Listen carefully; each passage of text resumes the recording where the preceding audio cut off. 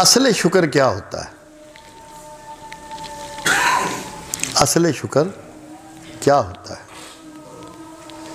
مالک کی طرف سے جو چیز آئے، مالک کی طرف سے جو چیز آئے اس کو انعام سمجھنا۔ وہ انعام ہے، وہ نعمت ہے، تو جب اس کی طرف سے آنے والی ہر چیز کو آپ نعمت سمجھیں گے تو آپ شکر میں ہی رہیں گے، صبر تک پہنچیں گے ہی نہیں۔ اب آپ دیکھیے ابراہیم خلیل اللہ ہیں، چتا جلائی جا رہی ہے، آگ بھڑکائی جا رہی ہے، کہا اللہ سے اس کو بجھا دے، کہا فرشتوں سے کہ تم اس کے بجھانے کا بندوبست کر دو، کیونکہ وہ خوب جانتے تھے کہ یہ میرے اللہ کی طرف سے ہے۔ جو چیز اللہ کی طرف سے ہے اس کا قبول کرنا شکر ہے۔ اللہ نے خود ہی اس آگ کو میٹ دیا، اللہ کے رسول نے، ابراہیم خلیل اللہ نے اللہ سے درخواست نہیں گزاری۔ پھر آپ دیکھیں کہ کہا جا رہا ہے کہ بیٹے کو ذبح کر دے۔ خیال آ سکتا ہے دل میں کہ یہ میرا وسوسہ ہو سکتا ہے، یہ خواب جھوٹا ہو سکتا ہے، اس کی تعبیر پتہ نہیں کیا ہو، مگر کیونکہ من جانب اللہ ہے اس لیے قبول ہے۔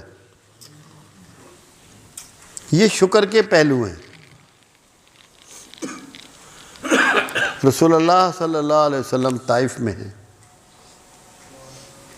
طائف والوں نے بہت تنگ کیا میرے آقا کو۔ فرشتہ حاضر ہوتا ہے، کہتا ہے دونوں پہاڑوں کو میں ملا دوں، ان کو پیس کے رکھ دوں، مگر یہ اللہ کی طرف سے ایک پروگرام ہے۔ آپ فرماتے ہیں میں امید کرتا ہوں کہ ان کی اولادیں اسلام لے آئیں گی۔ یہ شکر کے پہلو ہیں۔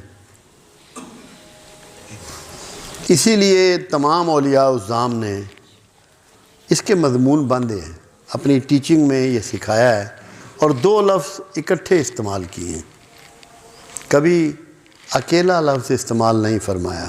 خود شیخ عبد القادر جیلانی رحمۃ اللہ علیہ، عظیم ترین ولی، آپ نے ذکر کیا راضی با رضا، راضی با قضا۔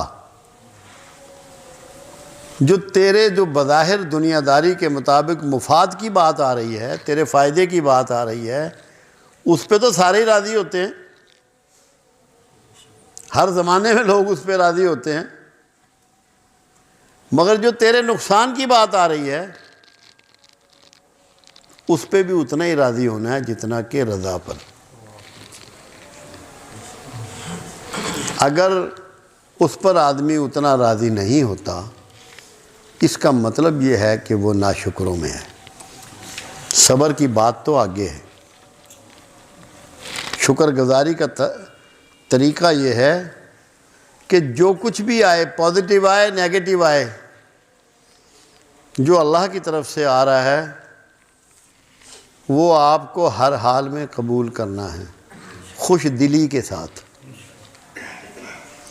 اگر آپ اس میں بوجھ محسوس کر رہے ہیں تو شکر سے آؤٹ ہو گئے۔ ہمارے یہی طریقے ہیں جو ہم کمزور لوگ ہیں اور دین سے دور ہو گئے ہیں، اللہ سے دور ہو گئے ہیں۔ اگر تو اللہ میری خواہش پوری کر دے تو میں شکر گزار بندہ، اور اللہ اگر میری خواہش کے مطابق نہ کرے، اپنی خواہش پوری کرے، تو میرا جو ہے شکر وہ کہاں جاتا ہے؟ ہمارا شکر ہماری خواہشات کے ساتھ جڑا ہوا ہے کہ میری خواہشیں پوری ہو رہی ہیں، اللہ تیرا شکر ہے، لذیذ چیزیں میسر آ رہی ہیں، اللہ تیرا شکر ہے۔ کیا یہ شکر ہے؟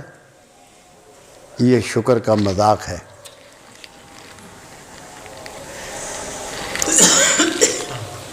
شکر کی جو روح ہے نا وہ سمجھ لیں۔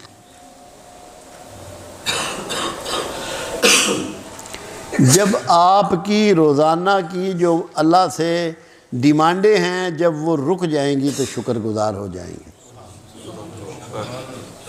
آپ دیکھیں دسترخوان پہ کھانا کھا رہے ہیں، جب آپ کا پیٹ بھر جاتا ہے ہاتھ کھینچ لیتے ہیں یا کھاتے رہتے ہیں؟ تو جب آپ نے خواہشوں سے ہاتھ کھینچ لیا، شکر گزاروں میں شامل ہو گئے، شکر گزاروں میں شامل ہو گئے۔ تو شکر گزاری کیا ہے؟ خواہشوں سے ہاتھ کا کھینچ لینا، اپنی آرزوؤں کو چھوڑ دینا، بالکل ترک کر دینا۔ ہماری تو ڈیمانڈیں ہی نہیں ختم ہوتی۔ اللہ کے رسول نے کیا ڈیمانڈ سکھائی؟ اللہ کے حبیب فرماتے ہیں کہ اللہ سے مغفرت طلب کرو، اور میں دن میں 70 بار توبہ کرتا ہوں۔ عرب میں 70 سے مراد ہوتی ہے لاتعداد، کہ میں دن میں لاتعداد مرتبہ استغفار کرتا ہوں۔ اور شکر کیا ہے؟ اور اس کے علاوہ شکر کیا ہے؟ جب تیری فرما برداری خداوند میں اضافہ ہو جائے تو شکر گزاروں میں شامل ہو جاتا ہے۔ ہمارا کام نہیں ہوتا، دعائیں کر رہے ہیں، کام نہیں ہو رہا، عبادت بھی چھوڑ دیتے ہیں، صدقہ خیرات کرنا بھی چھوڑ دیتے ہیں، اللہ کی راہ میں خرچ کرنا چھوڑ دیتے ہیں، اللہ کی مخلوق کی خدمت چھوڑ دیتے ہیں، ہم فرما برداری ترک کر دیتے ہیں۔ آپ کی خواہشیں پوری ہوں نہ ہوں، فرما برداری میں اضافہ شکر ہے۔ میرا خیال ہے اس میں جذبات زیادہ ہیں اور کوئی ایسی سچائی یا حقائق کی بات نہیں ہے، کیونکہ اگر اس طرح ہوا کرتا پھر تو اللہ چہرے پہ بھی لکھ دیتا کہ یہ گنہگار ہے اور یہ نیک ہے۔ اللہ تو پردہ پوش ہے، اس نے تو انسانوں کی خوبیوں، کمالات اور برائیوں سب عیبوں کو چھپایا ہے۔ اس طرح تو یہ نیکڈ کرنے والی بات ہو کہ بدبو آ جائے اور پتہ لگ جائے، ایسا ہے نہیں۔ اگر ایسا ہوا کرتا تو پھر تو کوئی بندے کا بھید چھپا ہی نہ رہتا۔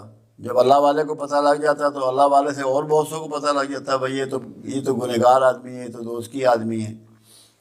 یہ کوئی ایسی بات نہیں، مگر اس کی اصل بات کیا ہے؟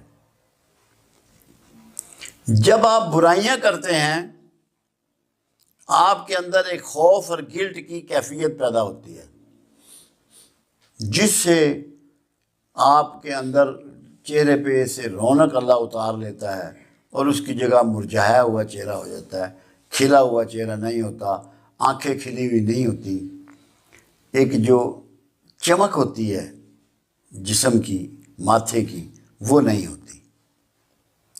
کیوں؟ گناہ میں گلٹ پیدا ہوتا ہے، ایک خوف پیدا ہوتا ہے، یہ گناہ کا خاصہ ہے اور وہ ظاہر نظر آ جاتا ہے اگر کوئی غور سے دیکھنے والا ہو۔ اور جو اچھائیاں کرنے والا ہے، جو نیک بندہ ہے، وہ حشاش بشاش ہوتا ہے، اس کے اندر کوئی خوف اور گلٹ نہیں ہوتا، بوجھ نہیں ہوتا، وہ ہلکا پھلکا ہوتا ہے۔ میں اسے کہتا ہوتا ہوں پھول کی مانند ہوتا ہے۔ اس کے رویے سے پتہ لگ جاتا ہے، خوشبو ہے سچ کوئی پیدا نہیں ہوتی، یہی خوشبو ہے کہ جو اس کے چہرے سے اس کا رویہ پھوٹتا ہے، نظر آتا ہے، پتہ لگتا ہے کہ یہ سوچ کیا رہا ہے۔ اب ایسی مشینیں بھی سائنس نے ایجاد کر لی ہیں جو آپ کی روحانی کیفیت کو، یا آپ جھوٹ بول رہے ہیں یا سچ بول رہے ہیں، اس کو چیک کر لیتی ہے، اس کو ناپ لیتی ہے۔ کیوں؟ جو جھوٹ بولتا ہے اس کے دل کی دھڑکن تیز ہو جاتی ہے، اور جو سچ بولتا ہے اس کے دل کی دھڑکن نارمل ہوتی ہے، کیونکہ گلٹ کا جو خوف ہے نا وہ اس کی دھڑکن کو بڑھا دیتا ہے، نبض تیز ہو جاتی ہے۔ یہ کیفیات ضرور ہوتی ہیں۔ خوشبو والی بات